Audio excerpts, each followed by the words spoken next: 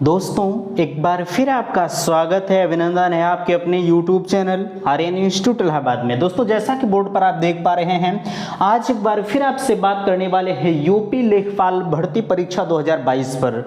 दोस्त आप सभी को पता है कि यूपी लेखपाल की जो रिजर्व आंसर की है वह आपके समक्ष जारी कर दी गई है। लेकिन अगर देखा जाए जो आपके समक्ष रिजर्व आंसर की जारी की गई है, उस रिजर्व आंसर की को लेकर आपके बीच में तमाम तरह की विडंबनाएं उत्पन्न हो रही हैं। ठीक है, आपके लगातार कमेंट आ रहे हैं कि भैया यह जो रिजर्व आंसर की जारी हुई है इसमें भी कहीं ना कहीं गड़बड़ घोटाला किया गया है। अभी तक तो ऐसा था कि यूपी ट्रिपल एससी ने परीक्षा में ही गड़बड़ी की थी। ठीक है, लेकिन अगर देखा जाए तो यूपी ट्रिपल एससी ने इतनी गड़बड़ कर दी है कि आपकी जो रिजर्व आंसर की जारी हुई है उसमें भी इन्होंने गड़बड़ घोटाला कर दिया है। ठीक है, जहां तक मैं बात करूं, आपने लगभग 17 क्वेश्चन पर अपनी आपत्तियां विभिन्न स्तर से दर्ज कराई थी। ठीक है, लेकिन इन्होंने उस आपत्तियों को दरकिनार करते हुए, ठीक है, आपत्तियों को दरकिनार करते हुए 2 क्वेश्चन के तो इन्होंने जो है खत्म किया, लेकिन एक क्वेश्चन के सार्वजनिक आंसर दिए हैं अगर आपने उस क्वेश्चन को अटेम्प्ट किया था। ठीक है, लेकिन ऐसे में सवाल उठता है, हम देखिए एक चीज मैं आपसे कहना चाहूंगा, हम तो भैया इसके रिजर्व आंसर की जो इनकी जारी हुई है इससे 1 भी % संतुष्ट नहीं है। अब क्यों नहीं संतुष्ट है कि मैं आपको यही बता दूं, हमने जब आपकी इसके पहले वाली जब आंसर की जारी हुई थी तभी हमने पूरे दावे के साथ कहा था कि 3 से 4 क्वेश्चन के आंसर में जो है कॉमन नंबर मिलने की संभावनाएं हैं। ठीक है, बट हमने 4 नंबर पर तो बहुत ज्यादा श्योर नहीं था, लेकिन 3 नंबर का चैलेंज हमने किया था कि आपको 3 नंबर पर सभी को कॉमन नंबर के तौर पर मिलेगा। लेकिन आज आपके समक्ष हुआ क्या कि इन्होंने 1 नंबर देकर सभी चीजों को दरकिनार कर दिया। ठीक है, जिसके पीछे वजह यह है कि इनकी एक तानाशाही। ठीक है, एक तो वैसे भी यूपी ट्रिपल एससी का एक बड़ा अच्छा खासा रिकॉर्ड रहा है कि कभी भी ये एक परीक्षा जो है पारदर्शी तरीके से नहीं करा पाती, और इन्होंने अगर मान लिया कि मैं सपोज दैट से ये करा भी लिया तो लास्ट में चलकर कहीं उत्तर कुंजी में ऐसा कर देंगे, कहीं वैसा हो जाता है, तमाम तरह के बीच में आपकी बाधाएं आती रहती हैं। ठीक है, तो इन्होंने किया क्या है आप सभी को पता है। अब ऐसे में तो जब बच्चे संतुष्ट नहीं हैं तो उनके पास एक ही चारा बचता है। ठीक है, एक ही चारा बचता है कि वो सीधे कहां चले जाएं, कोर्ट चले जाएं। ठीक है, तो भैया जब से आपकी रिजर्व आंसर की जारी हुई है, ठीक है, अब इस पे कुछ लोग जो है कटाक्ष भी करते हैं, खैर उससे मुझे फर्क नहीं पड़ता।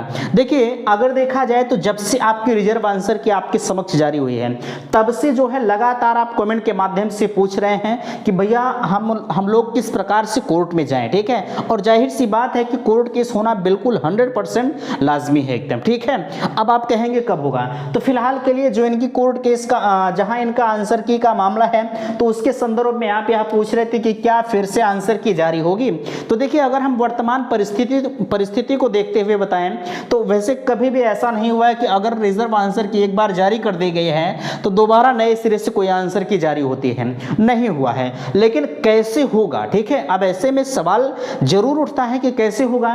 तो देखिए आपके पास एक साधन बचता है कि कोर्ट केस की। वैसे अगर बात किया जाए तो कोर्ट केस के लगभग सारे जो है प्रूफ वगैरह तैयार कर लिए गए हैं, बच्चे जाने के मूड में हैं। ठीक है, बच्चे जाने के मूड में हैं फिलहाल के लिए, उनको किसी जो वैसे होता नहीं है कि कोई निर्देश देने वाला, तो उनको वही चीजें की तलाश है कि कैसे क्या करें। ठीक है, अच्छा कोर्ट जाएंगे तो क्या कोर्ट से इन्हें रिजर्व फिर से जो है आंसर की जारी करने का आदेश मिल जाएगा। तो देखिए उसके भी कुछ जो है प्रारूप होते हैं, कैसे मिलेगा। जैसे मैं सपोज दैट की बात करूं, आप कोर्ट चले गए, ठीक है, आप कोर्ट चले गए, कोर्ट जाने के बाद तो क्या यह कोई फिक्स थोड़ी ना है कि आप कोर्ट चले गए आपका जो भी होगा कोर्ट एक्सेप्ट कर लेगा।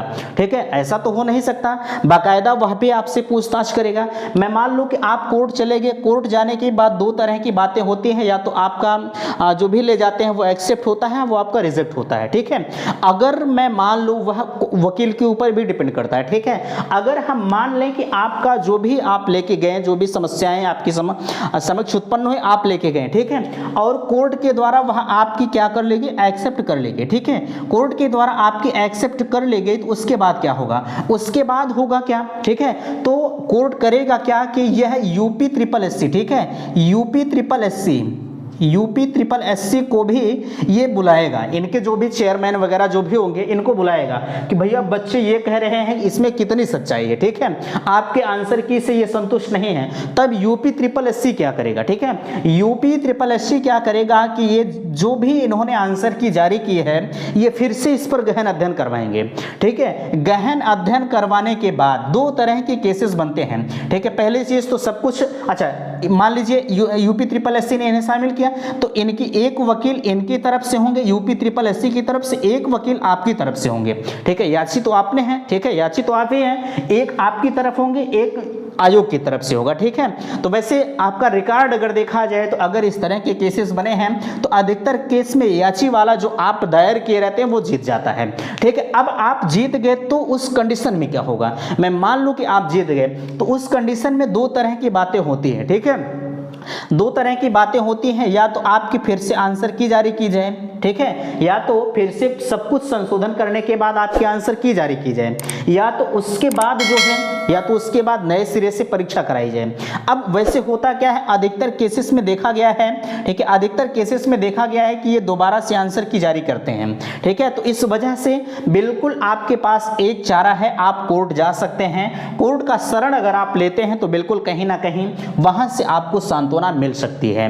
ठीक है। वही एक चारा है, वही एक रास्ता आपके पास बचता है दोबारा आंसर की जारी कराने का, ठीक है। तो आप बिल्कुल जा सकते हैं। अब ऐसे में आप कमेंट कर रहे थे, अच्छा ये प्रोसेस आप समझ गए होंगे उम्मीद करते हैं, ठीक है। देखिए आपका पक्ष अगर मजबूत रहेगा तो आप जो भी चीजें करते रहेंगे आप मजबूती से लड़ पाएंगे, ठीक है। रिजल्ट कब तक जारी होगा, अगर देखा जाए तो जिस तरह से यूपी ट्रिपल एससी कार्य कर रही है उस तरह से तो रिजल्ट क्या हमें लगता है कि फाइनल वैकेंसी बहुत जल्द से जल्द हो जाएगी, लेकिन अगर है यहाँ चली गई ना, यहाँ चली गई तब तो ये भर्ती ऐसे लटक जाएगी सीधे, ठीक है, तब कोई कुछ कह नहीं सकता कि ये कब जाके फाइनल होगी, ठीक है। वैसे उम्मीद है कि जाएगी जरूर, ठीक है, हम नहीं चाह रहे हैं कि चली जाए लेकिन जाएगी जरूर, जो लोग संतुष्ट नहीं है वो जाएंगे, ठीक है। बड़े स्तर से धांधली हुई है, ठीक है, इस वजह से जाना बिल्कुल लाजमी है। अच्छा आगे रिजल्ट कब तक आएगा, जिस तरह से यूपी ट्रिपल एससी इस लेखपाल पर कार्य कर रही है उसको देखते हुए अक्टूबर नवंबर, ठीक है, अक्टूबर और नवंबर के मध्य तक आपका जो भी फाइनल रिजल्ट है वह जारी कर दिया जाएगा।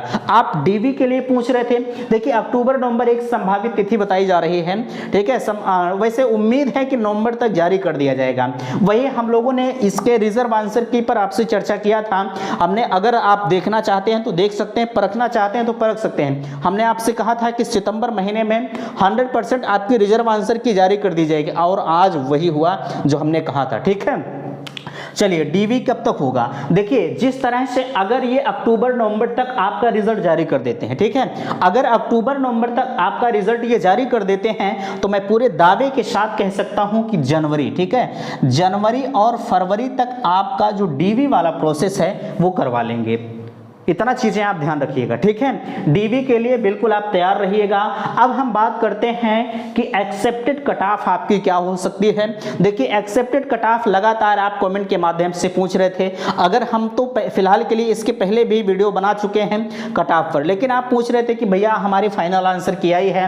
बिल्कुल देखिए हम तुरंत वीडियो नहीं बनाते, एक चीज का ध्यान दीजिएगा, ऐसा नहीं है कि फाइनल आंसर की आपकी जारी हो इधर हम वीडियो बना के आपको दे दें, हमारे पास इतना टाइम नहीं है, ठीक है। हम बिल्कुल जब तक परख नहीं लेते हैं, हमने भी एनालाइज किया, एनालाइज करने के बाद यह वीडियो आपके समक्ष दे रहे हैं। एक दिन लेट देते हैं लेकिन दुरुस्त आपको देते हैं, यही हमारा शुरू से उद्देश्य रहा है जब से हम यूट्यूब के क्षेत्र में आए हैं, ठीक है। खैर वह बात की बात है, संभावित कटाव पर हम आपसे बात करते हैं। सबसे पहले हम पुरुष वर्ग पर आपसे चर्चा करेंगे। देखिए हमने जनरल को लिखा है, अगर जनरल कैंडिडेट हैं तो 70 से 80 के बीच, सॉरी यहां होना चाहिए 78, ठीक है, 78 से 80 के बीच में आपकी जो एक्सेप्टेड कट ऑफ है, ठीक है, +-1 लिखा गया है, एक नंबर इधर हो सकता है एक नंबर उधर हो सकता है, ठीक है, इससे ज्यादा आप फर्क नहीं पाएंगे, ठीक है। मैं 2 नंबर मान लो, 2 नंबर इधर उधर हो सकता है, लेकिन मेरे दोस्त इससे ज्यादा आप फर्क नहीं पाएंगे।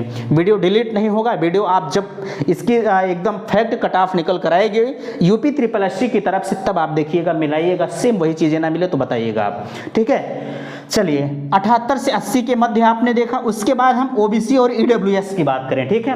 77 से 79 के बीच में आप देख सकते हैं, इसमें भी +-1 आपका हो सकता है, बट इससे ज़्यादा आप फर्क नहीं पाएंगे, ठीक है। इससे ज़्यादा आप फर्क नहीं पाएंगे 77 से 80 के बीच में। उम्मीद करते हैं इतनी बातें आपको समझ में आ रही। तमाम तरह के आपके कमेंट्स भी आते हैं, ठीक है। चलिए आगे यहाँ लिखा गया है एससी की अगर हम बात करें, अगर आप एक एससी कैंडिडेट हैं तो एससी के लिए 77 से 75 के बीच में +-1 76 हो सकता है, 74 हो सकता है, लेकिन इससे ज्यादा आपको फर्क देखने को नहीं मिलेगा, ठीक है।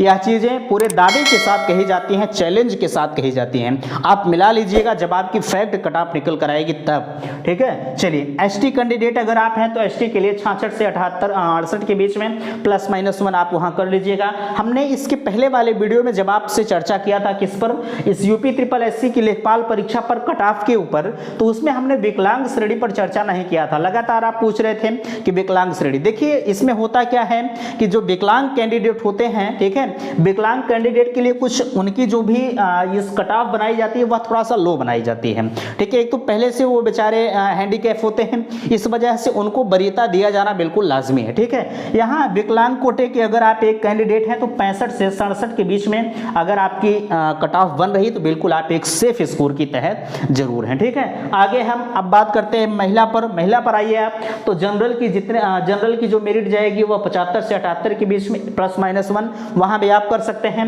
वही हाल ओबीसी और ईडब्ल्यूएस का है 73 से 75, एससी का है 65 से 68 और एसटी का है 60 से 63 के मध्य में ये सभी की कट ऑफ रहेगी। वीडियो डिलीट नहीं करेंगे, जब आपकी फाइनल कट ऑफ निकल कर आएगी तो आप इस वीडियो से मिलाइएगा, बिल्कुल सेम। अगर कॉपी नहीं किया तो बिल्कुल आप हमें जरूर इन्फॉर्म करिएगा, ठीक है। उम्मीद करते हैं कि बातें आपको समझ में आई होंगी।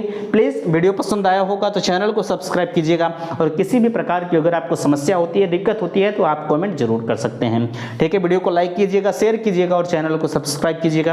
वीडियो समाप्त करते हैं। थैंक्स, धन्यवाद।